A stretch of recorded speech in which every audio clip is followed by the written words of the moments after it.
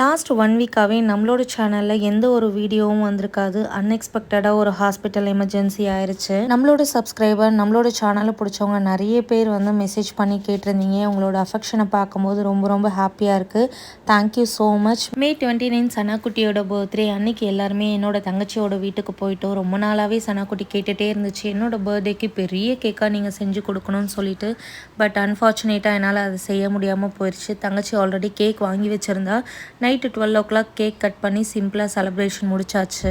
Afternoon லஞ்சுக்கு எல்லா குட்டீஸுங்களுக்கும் பிடிச்ச மாதிரி மஷ்ரூம் பிரியாணியும் தயிர் ரைத்தாவும் செஞ்சாச்சு. அப்படியே ஜாலியாக விளையாடிட்டே இருக்கும் போது எல்லாருக்கும் ஊட்டியும் விட்டாச்சு. சாப்பிட்டு முடிச்சதும் டென்ட்டு கட்ட போகிறோம்னு சொல்லிட்டு டென்ட்டு கட்டி அதுக்குள்ளே உட்காந்து விளையாடிட்டு இருந்தாங்க. ஈவினிங் கொஞ்சம் நேரம் சைக்கிளிங்கும் பண்ணாங்க. கிளைமேட் ரொம்ப நல்லா இருந்தது, மழை வர மாதிரி. தீக்ஷு குட்டிக்கு இந்த டிராயிங் பண்ணுற ஒர்க்லாம் ரொம்ப பிடிக்கும். அதனால் கோலம் போட போகிறேன் சித்தின்னு சொல்லிட்டு அவங்க சித்தி கிட்ட கேட்டு கோலம் போட்டுட்டு இருந்து பெயிண்ட் ப்ரஷ்ஷை வச்சு தான் அழகாக ட்ரா பண்ணிட்டு இருந்தா. ரொம்ப அழகாக இருந்தது. ஈவினிங் நானும் தீக்ஷு மட்டும் ஜெயச்சந்திரன் போயிட்டு சனாக்குட்டிக்கு குட்டி குட்டி கிஃப்ட் பேக் பண்ணி வாங்கிட்டு வந்தோம். ஏன்னா லாஸ்ட் மந்த் தீக்ஷு குட்டியோட பர்த்டேக்கு நிறைய கிஃப்ட் பண்ணியிருந்தாங்க. அப்போல இருந்தே சனாக்குட்டி கேட்டுகிட்டே இருந்துச்சு எனக்கும் நிறைய கிஃப்ட் வேணும்னு.